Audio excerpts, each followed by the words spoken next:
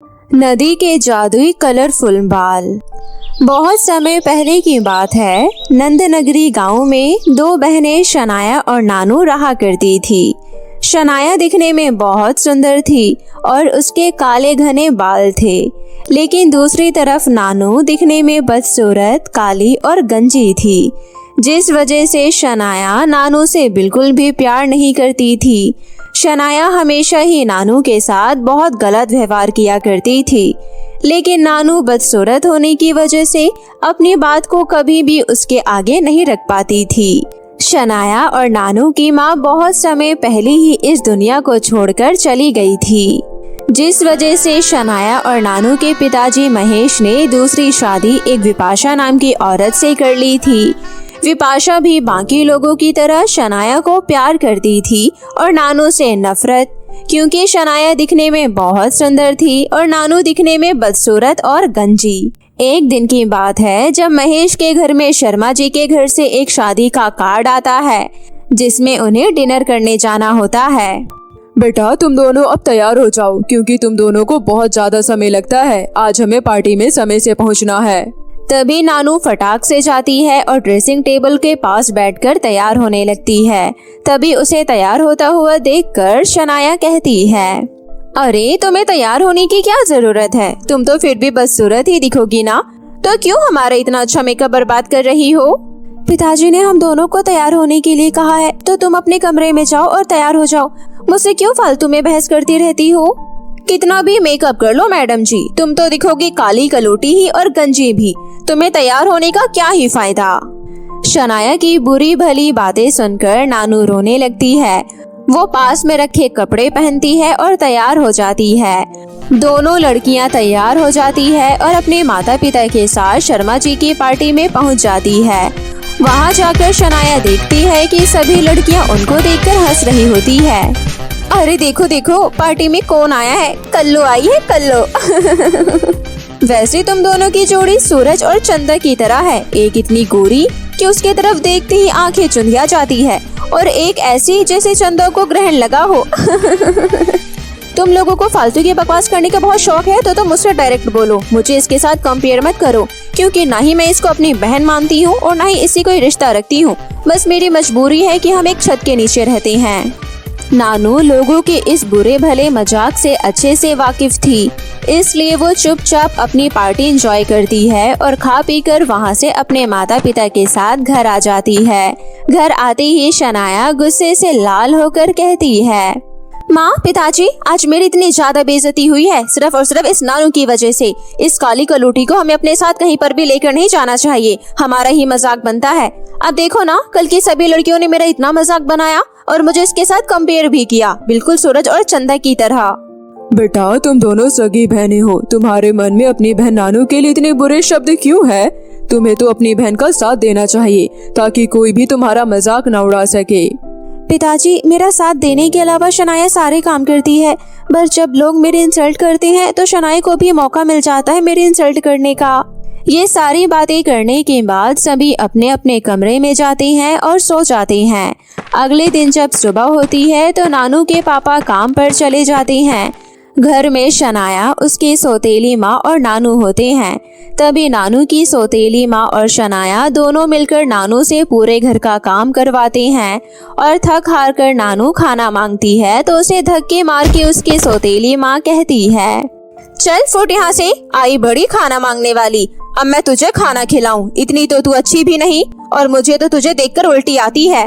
अपनी सौतेली माँ की बुरी भली बातें सुनकर नानू जोर जोर से रोने लगती है, और अब जब उसके लिए घर के दरवाजे बंद हो जाते हैं तो नानू रोती हुई एक नदी के किनारे पहुँचती है और वहाँ रोते रोते सो जाती है।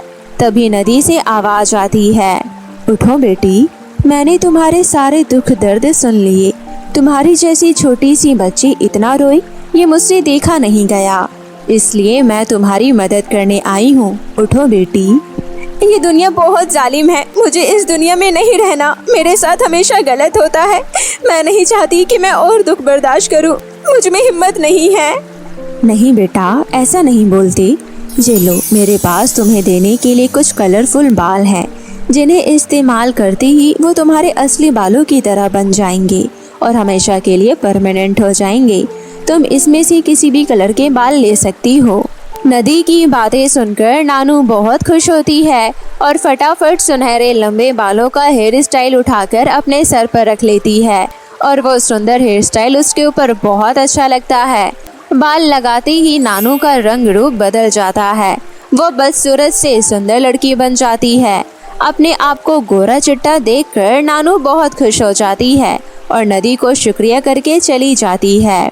घर पहुंचते ही नानू को देखकर सब हैरान रह जाते हैं, लेकिन उसकी सौतेली माँ उसके सोने का इंतजार करती है और जैसे ही नानू सोती है उसके सौतेली माँ उसके बाल काट कर रख लेती है और अगले दिन उन्हें बेचकर पैसे ले आती है।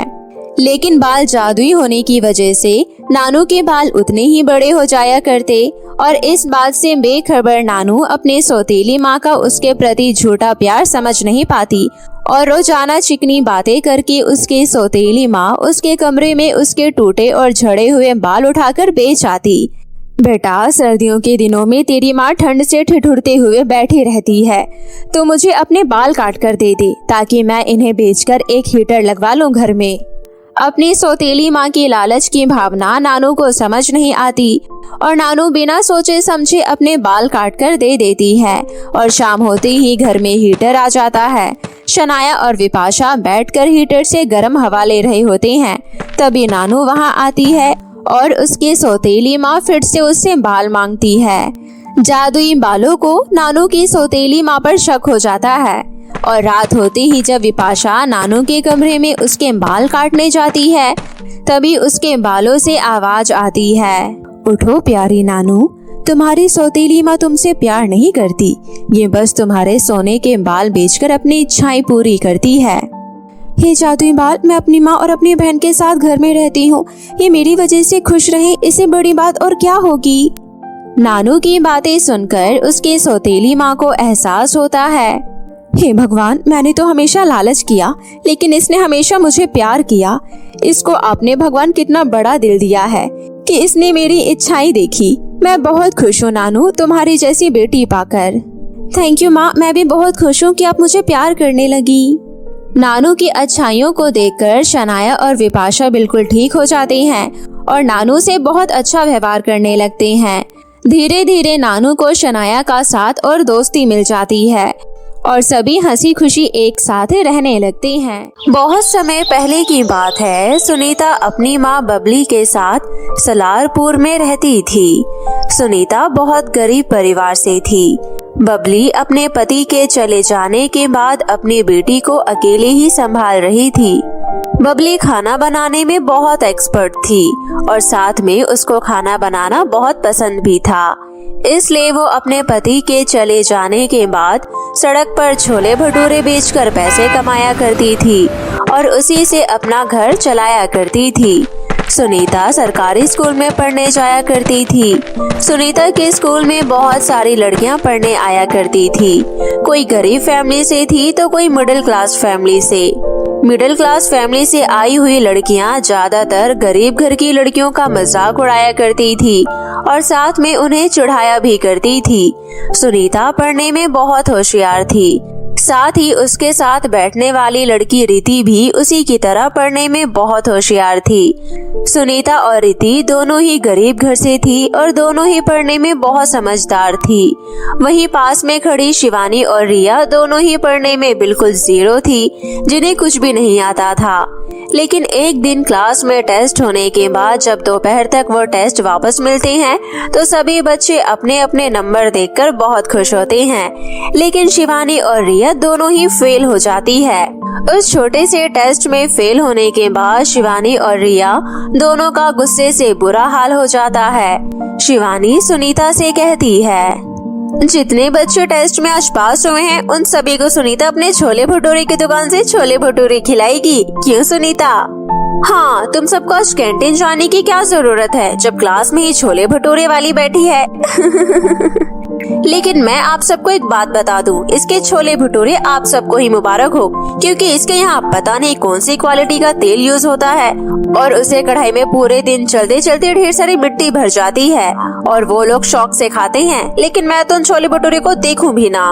शिवानी आए दिन सुनीता से इसी तरीके से बातें करती रहती थी और उसे नीचा महसूस कराती थी। क्लास में सभी सुनीता के ऊपर हंस रहे होते हैं कि तभी जिस टीचर ने टेस्ट पेपर दिए होते हैं वो वहाँ पर आ जाती है और शिवानी से कहती है, तुम सब बच्चे ऐसे ही हंसते रहो और एक दिन सुनीता इस स्कूल से मिली हुई स्कॉलरशिप पर बहुत मौज करेगी। तुम सब कोई ठेला लगाना, तो कोई कपड़ों की दुकान में कपड़े बेचने का काम करना, तो कोई कचौड़ी सब्जी लगाना, कोई कुछ। लेकिन तुम सबको मैं बता दूं, अगर यही हाल रहा तो पूरी क्लास फेल हो सकती है और सिर्फ तुम्हारी क्लास में अगर कोई पास होगा तो वो सुनीता है और रिति है। अपने अपने टेस्ट देखकर और टीचर की बातें सुनकर क्लास के सभी बच्चे सुनीता और रिति से गुस्सा हो जाते हैं और सभी उनसे बदला लेने के बारे में सोचते हैं। तभी शिवानी और रिया दोनों ही क्लास के बच्चों को भड़काकर कहते हैं, अगर तुम सबने मेरा साथ दिया तो हम सुनीता को इस स्कूल से निकलवा देंगे और फिर कोई भी ऐसा बच्चा नहीं होगा जो पढ़ाई में इतने अच्छे नंबर ले। रही बात रिति की, तो उसे तो मैं समझा दूंगी। तुम सबको हमारा साथ देना होगा और हमारे साथ मिलकर सुनीता को इस स्कूल से निकलवाने की तैयारी करनी होगी। क्लास के सभी बच्चे शिवानी और रिया का साथ देते हैं और सुनीता के मिलते ही सभी बच्चे उसे खूब मारते हैं। खूब मार खाने के बाद सुनीता बेहोश हो जाती है और वहीं पर गिर जाती है। शिवानी, तुमने इसको इतना मारा कि ये बेहोश होकर गिर गई। कहीं हमारे ऊपर कोई बात तो नहीं आ जाएगी ना, और कहीं हमें जेल तो नहीं हो जाएगी ना? कितना डरती हो तुम रिया। तुम्हें पता है आज इसको मार मार के मेरे दिल को बहुत संतुष्टि मिल गई है। सुनीता बहुत सीधी होती है। जैसे ही उसे होश आता है वो उठती है और सीधा घर चली जाती है। घर जाकर वो अपनी माँ को सारी बातें बताती है। अगले दिन सुनीता अपनी माँ के साथ स्कूल पहुँचती है और स्कूल के प्रिंसिपल से मिलती है। प्रिंसिपल से मिलने के बाद सुनीता अपने चोट दिखाती है। जगह जगह सुनीता के शरीर पर नीले नीले दाग पड़ जाते हैं। सुनीता की इस हालत को देखकर प्रिंसिपल भी सोच में पड़ जाती है और फिर वो शिवानी को अपने रूम में बुलाकर समझाती है और फिर सभी क्लास के बच्चों को भी इकट्ठा करके समझाती हैं। शिवानी अपनी हरकतों से कभी बाज नहीं आती और एक दिन की बात है, सभी बच्चे चिल्ड्रंस डे पर अपने घर से कुछ न कुछ बनवा कर लेकर आते हैं और सभी मिलकर एक दूसरे के साथ लंच शेयर करते हैं। देखो, आज मैं चिल्ड्रन डे की खुशी पर घर से क्या लेकर आई हूँ। अरे ये तो शहर की महंगी महंगी टॉफी और चॉकलेट हैं। तुमने बिल्कुल सही पहचाना, ये शहर की महंगे महंगे स्वीट है। अरे मेरे स्वीट छोड़ो, चलो चलकर छोले भटूरे वाले के पास देखते हैं। आज जरूर वो छोले भटूरे लेकर आई होगी। आज हम सब इतना सब कुछ अलग अलग खाना बनवा कर लेकर आए हैं। कोई मैगी तो कोई चाउमीन, कोई ब्रेड पकौड़ा तो कोई समोसे। तू क्या लाई है छोले भटूरे वाली? मुझे लगता है जरूर आज तेरे लंच में छोले भटूरे ही होंगे। हाँ, तुमने सही पहचाना, मैं छोले भटूरे ही लाई हूँ, क्योंकि जिसके यहाँ जो बनता है वो वही लाता है। मेरे पास तुम सबको दिखाने के लिए शहर की महंगी चीज नहीं है, लेकिन मैं जो भी लाई हूँ वो बहुत टेस्टी है। अगर तुम सब खाओगी तो तुम्हें बहुत मजा आएगा। अरे नहीं नहीं, तेरे ये सड़ा गला खाना नहीं खाना, वरना हमारी तबीयत खराब हो जाएगी। अरे अपना खाना तो अपने पास ही रख ले, लेकिन देख मैं कितनी महंगी और अच्छी चॉकलेट लाई हूँ। अरे क्या शिवानी, तुम भी ना इसके बहुत मजे लेती हो। कहाँ इसकी हिम्मत है कि इतनी महंगी महंगी चॉकलेट और टॉफियाँ खाए। तुम इसको सिर्फ दिखा ही दो, इसके लिए वही काफी होगा। सभी लड़कियाँ अपने अपने लंच शेयर करके खा रही होती है। प्रिया नाम की लड़की क्लास में सभी के सामने खड़े होकर बोलती है, तुम सबको पता है मेरे घर में मेरे पापा बहुत पैसा कमाते हैं और उनके पास किसी चीज की कोई कमी नहीं है। इसलिए इस बार उन्होंने मेरे सभी दोस्तों को, सभी रिश्तेदारों को और पड़ोसियों को मेरे बर्थडे पार्टी में बुलाया है। तुम सबको भी वहाँ पर आना है। हैप्पी बर्थडे प्रिया, लेकिन मैं तुम्हारे बर्थडे में तभी आऊंगी जब तुम इस गरीब को वहाँ पर आने के लिए इन्विटेशन नहीं दोगी।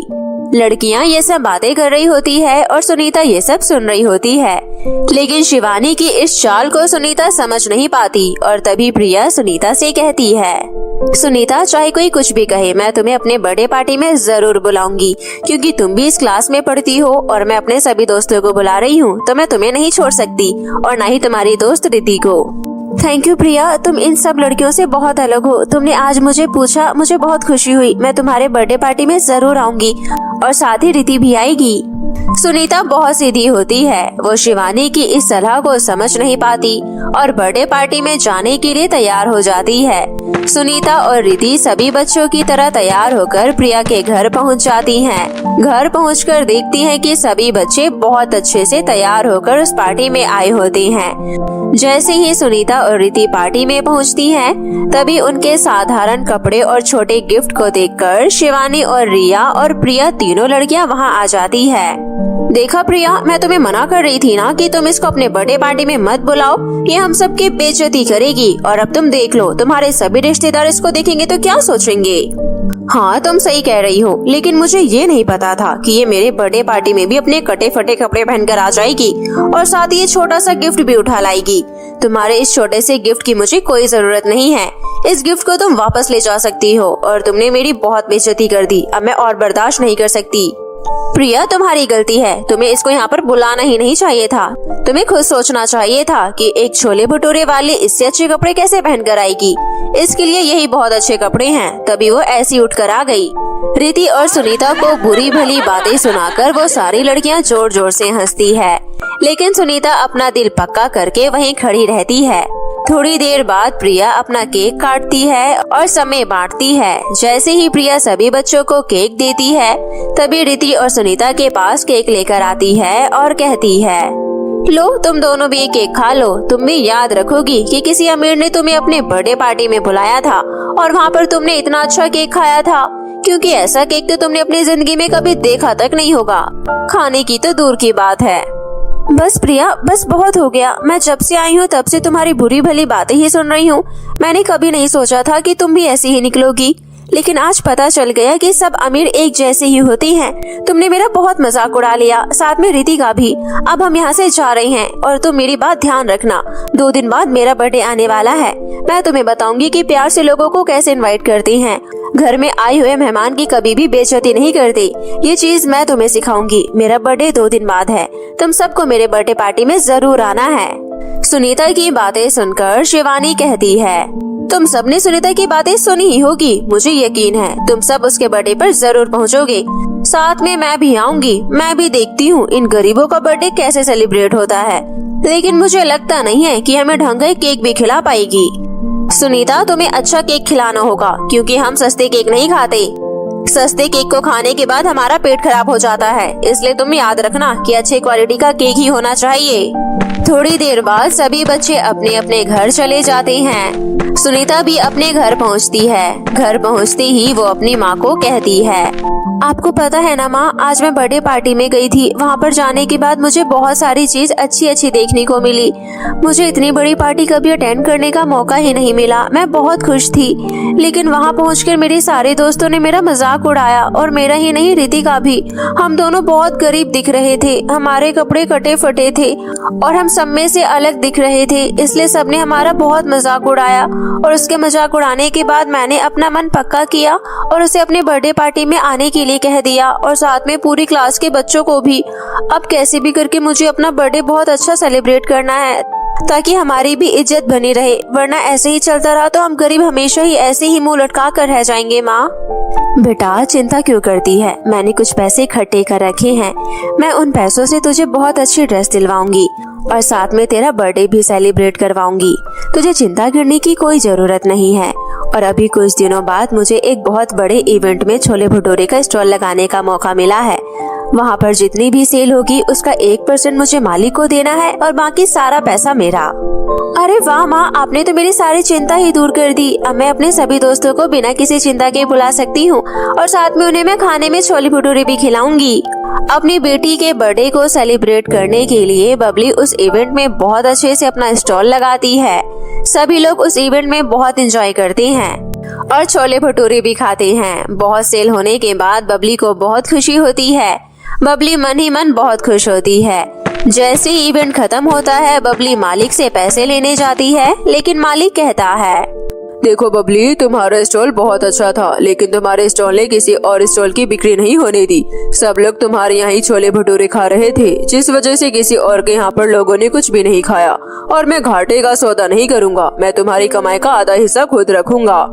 मालिक आधे पैसे रख लेता है और आधे बबली को दे देता है। ये सब देखकर बबली मन ही मन चिंतित हो जाती है और रास्ते में आते आते बड़बड़ाती है, हे भगवान, अब मैं अपनी बेटी का जन्मदिन कैसे सेलिब्रेट करूंगी?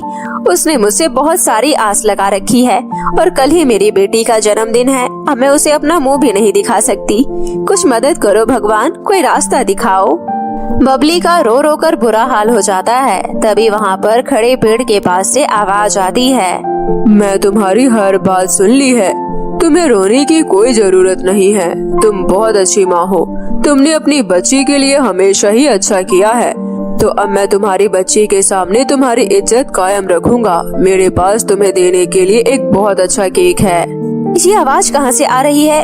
और एक केक से मेरा क्या होगा? मुझे मेरी बच्ची को ड्रेस दिलवानी है, उसके आए हुए दोस्तों को खाना भी खिलाना है। तुम बहुत सीधी हो। तुम्हें पता है, मैं तुम्हारे पीछे खड़ा हुआ पेड़ बोल रहा हूँ। मैं एक जादुई पेड़ हूँ। मुझे हर कोई नहीं देख सकता। ये जादुई केक कोई मामूली केक नहीं है। इस केक से तुम जो चाहे वो मांग सकती हो।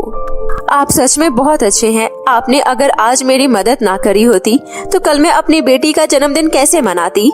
मैं तो अपनी बेटी के आगे अपना मुंह भी नहीं दिखा पाती, लेकिन आज आपकी वजह से मैं बहुत खुश हूँ और मैं इस जादुई केक की मदद से अपनी बच्ची को भी खुश कर पाऊंगी। बबली जल्दी जल्दी उस केक को अपने घर ले जाती है और चुपचाप सो जाती है। अगले दिन जब सुबह होती है, वो जादुई केक को अपनी बच्ची के सामने रखती है और कहती है, हे जादुई केक, हम बहुत गरीब परिवार से हैं। हमारे पास कुछ भी नहीं है। आप हमारी मदद करो और आज मेरी बच्ची का जन्मदिन है। उसे परी की तरह सुंदर से तैयार कर दो और मेरे इस छोटे से घर को एक बड़े घर में बदल दो। साथ ही इसमें जरूरत की सारी चीजें रख दो। बबली के कहते ही उसका छोटा सा घर एक बड़े घर में बदल जाता है। उसके पास में खड़ी सुनीता परी में बदल जाती है और सब कुछ इतना अच्छा देखकर बबली बहुत खुश होती है। पूरा दिन माँ बेटी बहुत खुशी से अपना दिन बिताते हैं। शाम होते ही सुनीता की माँ केक को सामने रखती है और कहती है, हे जादुई केक, अभी हम अपनी बच्ची का सेलिब्रेट करेंगे, तो मुझे एक बड़ा सा केक और खाने के बहुत सारे तरह तरह के व्यंजन दे दो ताकि मैं अपनी बच्ची का दिल खुश कर सकूं और मेरी बच्ची के दोस्त भी ये सब देखकर खुश हो जाएंगे और उसकी इज्जत करने लगेंगे। बबली के इतना कहते ही जादुई केक से बहुत सुंदर केक निकलता है और ढेर सारे व्यंजन निकल जाते हैं, जैसे कि chow mein, momos, burger, sandwich, coca cola आदि। ये देखकर बबली और सुनीता बहुत खुश होते हैं। साथ ही साथ सुनीता के सभी दोस्त घर पर आ जाते हैं और इतनी सुंदर डेकोरेशन देखकर सुनीता के सभी दोस्त हैरान रह जाते हैं। सुनीता के घर में इतना बड़ा केक देखकर सभी बच्चे उस केक को घूरते रह जाते हैं। अब तुम सब मेरे बर्थडे के बारे में बताओ। तुम सब ने बहुत मजे किए ना? तुमने बहुत एंजॉय किया ना? क्या तुम सब मेरी किसी भी चीज से खुश नहीं हो तो मुझे बताओ। मैं जानती हूँ तुम लोगों ने मेरा बहुत मजाक बनाया, लेकिन मैं सिर्फ तुमसे एक ही बात कहना चाहती हूँ कि हमें हमेशा दूसरों की इज्जत करनी चाहिए। और हम गरीब हैं तो क्या हुआ, आज इस बर्थडे पार्टी में तुमने मेरा तुम लोगों के लिए प्यार देख ही लिया होगा। सुनीता अपनी बातें कहकर सबको बहुत खुश करती है।